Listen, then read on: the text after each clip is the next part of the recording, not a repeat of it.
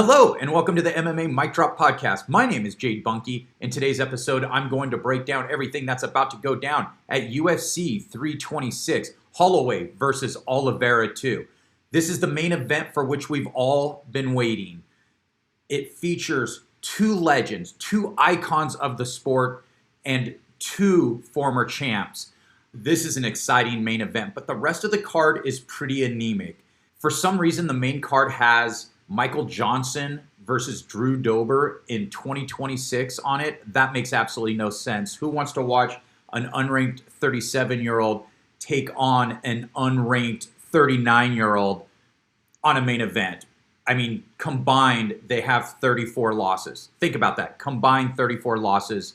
They'll both be out of the UFC in a year. I mean, that fight makes no sense. The co-main event is an interesting matchup, but not co-main event worthy. Both guys are coming off losses. So I'm not sure what the UFC is doing here. This really represents a big problem for the UFC. If the numbered events start to blend into the fight night events, it's really going to minimize the extent to which they could grow the brand, grow the sport on Paramount Plus. So that is a bit problematic. So I mean, taking everything into context, I would give it a C+. I mean, it's really carried by this, main event, which is exceptional. The rest of the main card is really weak. There are a couple decent prelims that are worth watching, but overall, this card needs some work. But with that said, let's get right into it. I'm going to start from the top. I'm going to work my way all the way down. I'm going to provide picks and predictions for every single fight on this card. So let's get right into it. Max Bless Holloway, what an absolute legend. He is the former featherweight champ. He is the current BMF title holder, and he's taken on Charles Oliveira, and Oliveira, another legend of the sport. He is the former lightweight champ, and Charles Oliveira went on one of the most impressive runs in UFC history when he won 11 fights in a row. It started with beating Kevin Lee, then Tony Ferguson, then Michael Chandler, then Dustin Poirier, and then Justin Gaethje, and he won all of those by finish with the exception of Tony Ferguson. And all those guys, were, relatively close to their primes or in their primes at that time. And it was absolutely incredible to watch. And when we look at Charles Oliveira, I mean, he has more submission wins than anybody else in UFC history. Max Holloway has more significant strikes landed than anybody else in history. It's something like 3,655. I think actually it's not something like that. It's exactly what it is. And he has he has 1,000 more significant strikes than the person who's in second place. He has the most significant strikes in a fight itself. So it's not just longevity, in terms of Max Holloway. It's what he does in every single performance. I mean, Calvin Kattar, I think it's somewhere around 450, 440 significant strikes. That is absolutely crazy. It was one of the most legendary performances of all time, where he's looking at Calvin Kattar, who I believe at the time was ranked in the top 5, moving around saying, I'm the best boxer in the UFC, looking away, not being hit, landing over 400 strikes. And to give some context, the number 2 person is Max Holloway, but that's around 270, 280 significant strikes. So we're really looking at two of the highest level performers the sport has ever had. Max Holloway, and I'm going to break down their fighting styles individually right now. So Max Holloway, so what does he do? He throws volume, as the numbers indicate. And he tends to throw more volume as the fight goes on. He's really light on his feet. He has really quick hands, particularly at lightweight, a little more so than even at featherweight because he's fighting some heavier guys. And he's looked good. I mean, he's looked great. I mean, we saw what he did to Dustin Poirier. We saw what he was doing to Justin Gaethje. And speaking of which, I mean, probably the most iconic knockout in UFC history. And even against Ilia Topuria, he was winning that fight. Now, 2 judges had Ilia Topuria winning, but 1 judge had Max Holloway winning. And I think that the other judge was correct. I do think Max Holloway was winning. We were watching it at my house, and I was talking to one of my friends. I'm like, oh, Holloway's up 2-3 easy. Or I'm 2-1 easy. And then he obviously got caught by who might be the best fighter the world's ever seen. So Max Holloway, it's all about that volume. It's all, it's used to be all about that chin. Now that chin, we've seen him moving up to lightweight. It looked like Justin Gaethje knocked him off balance a bit. Dustin Poirier, same thing, and then Ilia Topuria finished him. I would not say his chin is gone, but I think he needs to take a little more of a cautious approach. I don't think his chin is as bulletproof as it used to be. And it is at a higher weight division than what he's, fought previously. So I think he has to be a little more careful. But really, when you break down Max Holloway's fight, it is extreme volume. Always moving around, always bouncing in and out. He mixes punches and kicks very well, very light on his feet. And, but he's a pretty good defensive grappler. The last time Max Holloway was submitted was in 2012 against Dustin Poirier. And that's his only submission loss ever. And he's gone up against grapplers. So I don't think going up against a dominant grappler for Charles Oliveira is particularly problematic. Now, we're going to look at Charles Oliveira in a moment because, he can finish a fight at any given time. But I think, he could be relatively safe in most grappling exchanges. And I do say relatively safe because when we look at Charles Oliveira, he has the most submission wins in UFC history. And let me just see, I think his total submission wins is something like 22, across promotions. Yeah, he's won 22 by submission. So when you look at Charles Oliveira, he's 36-11.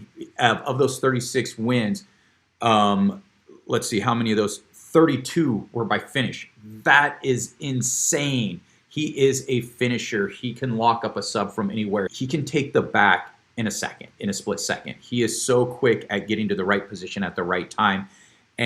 But he's more than just a submission artist. He's a pretty good striker. Now, granted, the threat of the submission opens up the striking, but he actually hits hard. He does have good power. He's not going to have the same level of striking as Max Holloway. That's on a completely different level. But he is dangerous. And, if Max Holloway allows for an exchange, and is not, too careful, he can get clocked. I mean, Oliveira does have very good power. I mentioned he was 36-11. You got to realize a lot of those losses came early in his career. He started in the UFC at such a young age, and then he went on that crazy 11 fight winning streak, and his only losses since then, I believe it was Islam Makhachev and Ilia Topuria. So, I mean, the two best pound for pound fighters on planet Earth. Holloway's 27-8, and I think that needs a little bit of context too. I mean, remember, 3 of his losses were against Alexander Volkanovski, who many consider as, the greatest featherweight of all time.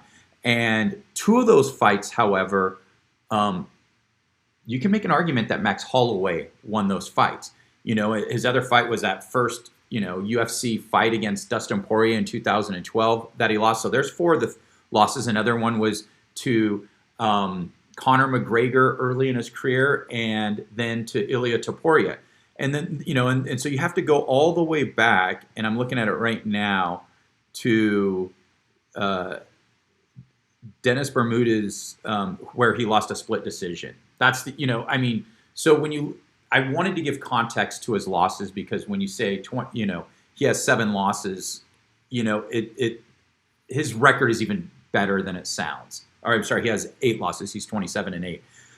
But in terms of a prediction, 5-round fights always favor Max Holloway. He gets better as the fights go on, and he's going to put up volume. I don't know if he's going to put up the same volume as he usually does, because I think he has to be a little bit careful with Charles Oliveira. I think he's going to have a considerable speed advantage. I think Oliveira, because he's also 36, he hasn't looked like he's slowed down, but I think in terms of striking exchanges, I think it'll be pretty noticeable. The odds, Max Holloway is a -230 favorite. Oliveira is a +175 underdog. And I think Holloway's going to get it done. I think he's going to put volume. I think Oliveira will have his moments. I can see, maybe a second round where Oliveira gets him to the ground and he controls Holloway for some time. And, Holloway's going to have to play defense, but Holloway's, going to want to get up to his feet as quickly as possible. I think Holloway's not only going to get it done, I think he's going to finish Oliveira. Give me Max blessed Holloway by 4th round TKO. Okay, now moving on to the co-main event, Caio Borralho versus Reinier de Ridder. Now, again, this should not be a co-main event, but this is a very good fight. Caio Borralho, he's 17-2. Reinier de Ridder, he is 21-3. Kyle was on a crazy win streak. I think it was something like 16 fights in a row before going up against Nasruddin Imavov. And, that's against the number one ranked guy. Brawlhalla is good, but he hasn't looked great. He didn't look great in that fight. And he didn't look great against Jared Cannonier, even though he won that fight. When I said he didn't look great against an older fighter. And so that gives me pause about how good somebody is. I mean, I think he's a legit top 10 guy. We're talking, is he top 5? I don't know. And by the way, so I've met Caio Brawlhalla, and he has the biggest neck out of anybody I've ever seen. I'm talking to him, and his neck is next level. And I'm thinking, wow, some of these guys are just built differently. So yeah, it is so noticeable in person. He's good everywhere. He's well-rounded. He's a good striker. He's good on the ground. He is a complete mixed martial artist. He's very methodical, takes his time. He's very intelligent about how he goes, about his business.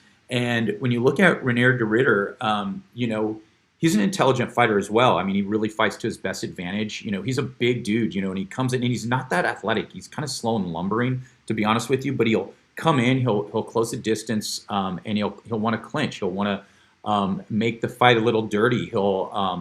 He has those nasty knees. We saw what he did to Bo Nickel. He can grind on you. He can wear you down, and he is an exceptional grappler.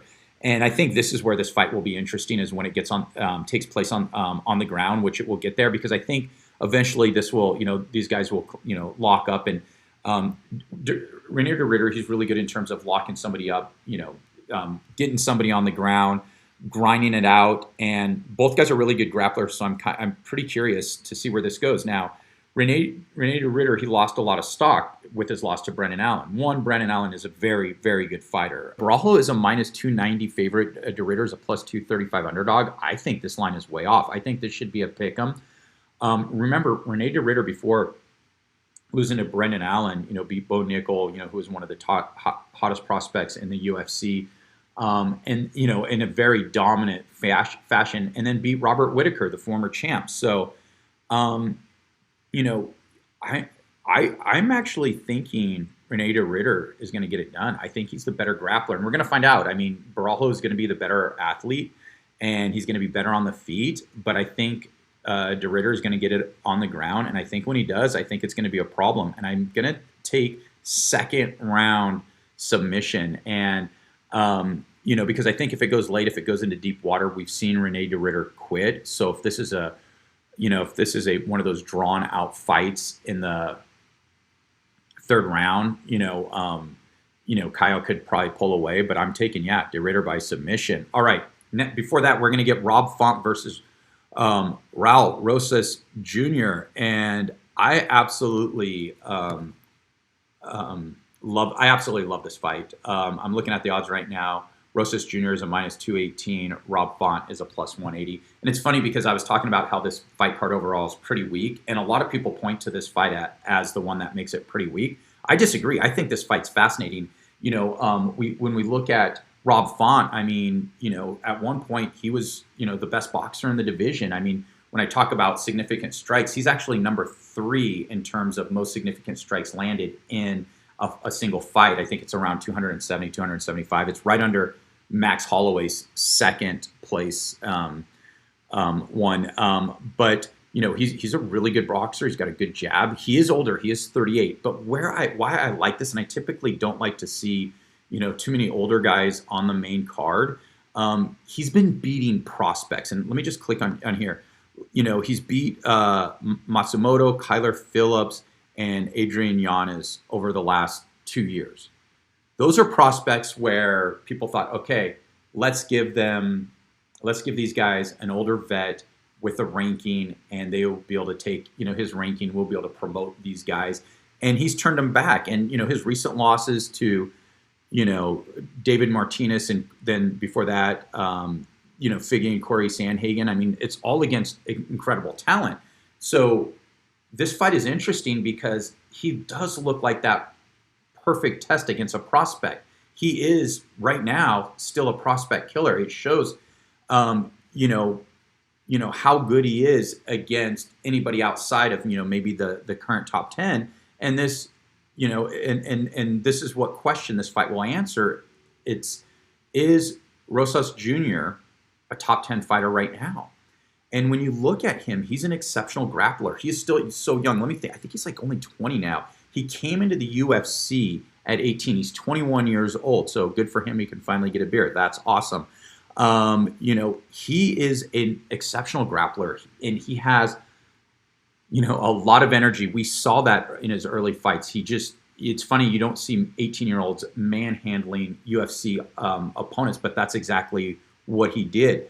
And he looked really good. Now, he went up against Christian Rodriguez, and it looked like he was overly aggressive in terms of, I'm just going to overpower this guy with my athleticism and my aggression, and it didn't work out. And I think he's learned from that. And he's at that age where he's going to make so many strides, he's going to make so many improvements with each year. And I'm curious to see what he looks like now. I mean, this is going to be a year from his last fight. Has all the physical tools. He has the athleticism. And at 38, I don't think Rob Font is going to be able to weather the storm. I think Rosas Jr. is going to handle him. I think Rosas Jr. is going to make it look kind of easy. Well, I don't know. Let me take that back. I don't know. I don't want to count Rob Font out. And I'm changing my pick. I was going to go first round. I think Rosas Jr. is going to get a second round submission. I think, Rob Font is clever and crafty enough, to, fight his fight for a little while. But I think Rosas Jr. is finally going to get it on the ground, and he's going to submit him. And let me just get the odds for you real quickly if I didn't already. Rosas Jr., he is a minus 218. Rob Font is a plus 180. So, yeah, great fight. Now, speaking of fights that should not be on the card, however, I mean, this is really an embarrassment. Drew Dober versus Michael Johnson. Drew Dober is the plus 102 underdog. Michael Johnson is the minus 122 favorite. I'm going to go through this one quickly because this fight pretty much sucks. I hear a lot of people talking about Michael Johnson. Yes, he has, he still has fast hands. He's coming off he has a few recent wins. His hands are not that fast anymore. His fights are boring. I am actually shocked he's on a main card, and he's 39 years old. He will be out of the UFC in a year. There's just no reason for this fight to exist on a main card. I actually don't even want to watch this fight on a prelim. And let me check. I think he has won 3 fights in a row. Maybe that's the justification, but I mean, at one time he was a fascinating fighter. I mean, look, the dude's 24-19. And he does have impressive wins. A while ago, and he has 3 wins in a row, but they're against such low-level competition that this does not need to be on the main card at all. Drew Dober, he is 37 years old. He's a striker. He's a power puncher. He hits pretty hard, and he has slowed down quite a bit. His chin is not what it used to be, but in this fight, he's going to knock out Michael Johnson. He's going to knock him out in the second round. So you might get a highlight, but this is an absolutely terrible fight. In the past, Johnson's athleticism on any given night was enough to beat anybody. And so he has wins against, I believe, Dustin Poirier, but he has ridiculous losses as well. You don't know what Michael Johnson's going to show up, but the one that's going to show up during this event is a 39-year-old one, and he's going to get worked. All right, before that, opening the card. Gregory Rodriguez versus Bruno Ferreira. Rodriguez a minus 198 favorite. Bruno Ferreira is a plus 164 underdog. I don't like this fight because they've already fought before. If Max Holloway versus Charles Oliveira was if that was the rematch everybody wanted, this is the rematch that nobody wanted. Both guys are both guys are between 10 and 15 in the rankings. It is an interesting matchup. I mean, Bruno Ferreira, he knocked out Gregory Rodriguez last time. And this fight can be totally different than that, because I think Gregory Rodriguez is aware of the power now. And, I think he's a little less inclined just to keep his chin, real high up in the air, which has been one of his problems, throughout his fighting career. He has an incredible skill set, but he always gets hit. He always gets hurt. yeah, I'm just thinking about this fight. I'm like, what? Like, put one of these guys against somebody else in the top 10, right? I don't know. It's just not that interesting of a fight. Ferrer, like I mentioned, he does have some power. He is better than I thought he would be. And Gregory Rodriguez is good. Gregory Rodriguez is, he has big power in his hands. He's an exceptional grappler, but he just likes to brawl. And that could be a problem. That has been a problem in the past. And let me just check out. Yeah, he's 30. Rodriguez is 34 years old. He's on a 2-fight win streak. And then let me just click over to Bruno Ferreira real quickly. He's 33 years old. He's 15-2. I thought he was a little bit younger. He's on a 3-fight win streak. I mean, the last win over Marvin Vettori, that's a good win. I just, you get a good win, and then so you're going to prove yourself against somebody who you already beat. I don't know. Again, this fight card. I mean, the UFC sometimes does great matchmaking. This fight card is, I think they've made a mistake. Give me Gregory Rodriguez by second round submission. The top prelim is Cody Garbrandt versus Long Zhao. This should probably actually be a pretty fun fight. I'm okay with this on the prelims because, it's a former champ, even though Cody Garbrandt has fallen off. Let me just check his age. He's 34, which is, pretty old in the bantamweight division. And he's coming off back-to-back losses. One to Figgy, you can forgive him for that. Honey Barcelos, yes, Honey Barcelos is better than we thought he would be at this age, but coming off a loss to him is not a good look. And he's taken on a younger fighter, Long Zhao, and he's 27-10. He's younger, but he's not that good. I think this fight will be on the feet, and as long as it's on the feet, Cody Garbrandt will have a shot. I mean, he's always had really good footwork. He's always had really good power. His footwork is not as good as what it used to be, but this should be a pretty fun stylistic matchup. And give me Long Zhao by decision, though. I think the age is going to be too much for him. Before that, we have the 7-0 Dante Johnson versus Cody Brundage. Cody Brundage 8-11-1 overall. And before I break that fight down, let me just give you the odds real quickly, and I'll go a little more quickly in all these fights now. Cody Garbrandt, he's the underdog, plus 130. Okay, that surprises me. I'm sorry, plus 130 underdog. Yes. Long Zhao is a minus 155 favorite, and Dante Johnson for this fight is a minus 625. Cody Brundage is a plus 455. Cody Brundage should not be in the UFC. He's a decent wrestler, but that's all he has. I'm not going to break down this fight too much. Dante Johnson, he's 7-0. He's an undefeated prospect, but it took him to the second round to beat Sariq Dumas. And if it takes you to the second round to beat Dumas, that gives me some pause. Like, if think of prospects, think of Atiba, which is in the same division. If he fought Sariq Dumas, he's knocking him out in the first minute of the fight. I'm not that stoked on this fight, but I am going to take Johnson by second round submission. Before that, we have Ricky Turcios versus Alberto Montes. This is kind of an interesting fight. Turcios, he is 12-5. Montes, he is 11-1, and it is. When you look at Ricky Turcios, he likes to move forward. He likes to throw high volume. The problem is he doesn't have a lot of power, and so I don't think he's going to be much of a threat to Montes. Montes is a grappler, but he does have some power.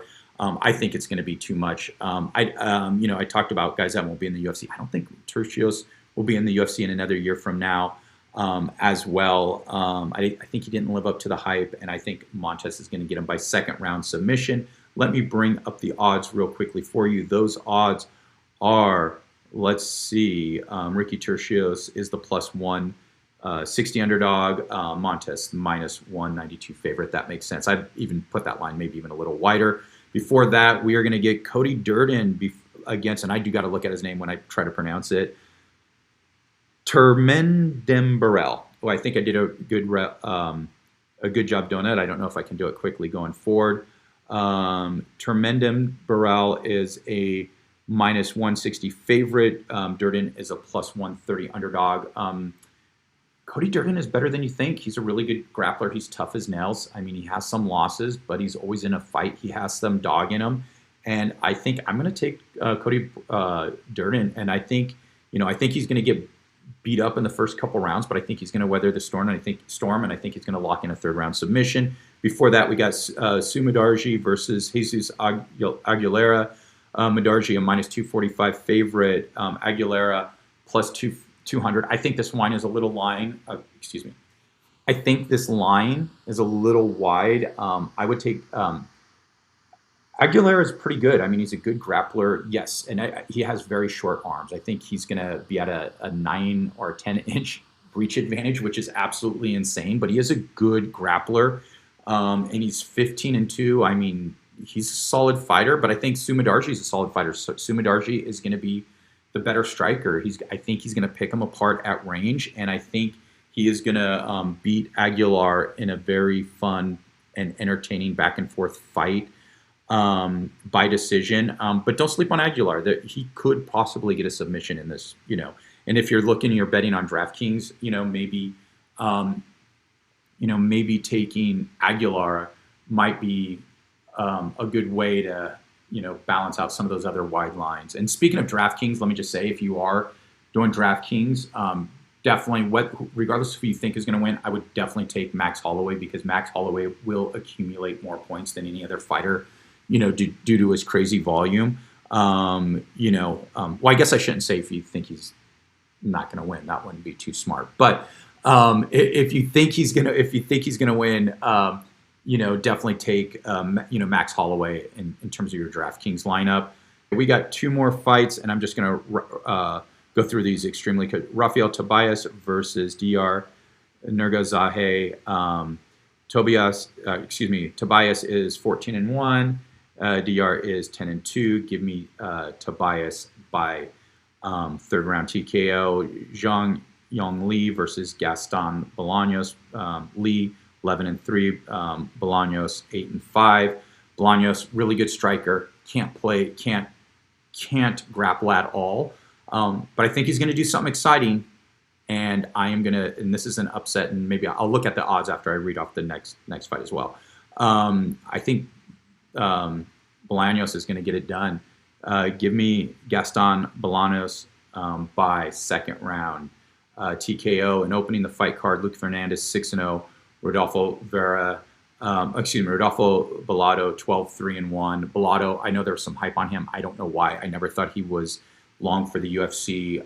He's going to be out of the UFC pretty soon. Luke Fernandez, curious to see what he does.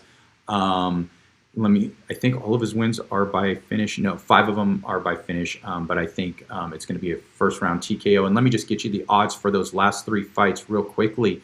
Let's see, Tobias, a minus 205 favorite. DR, a plus 170 underdog. Jeong-yeong Lee, minus 290. Bolaños, 235. So I think I'm a little nervous about that pick, but I think Bolaños is going to get it done. He is a very good striker. Luke Fernandez, minus 230. Bellato, plus 190. That's all I have. Like, subscribe. Tell me who you think is going to win the main event. Thank you so much.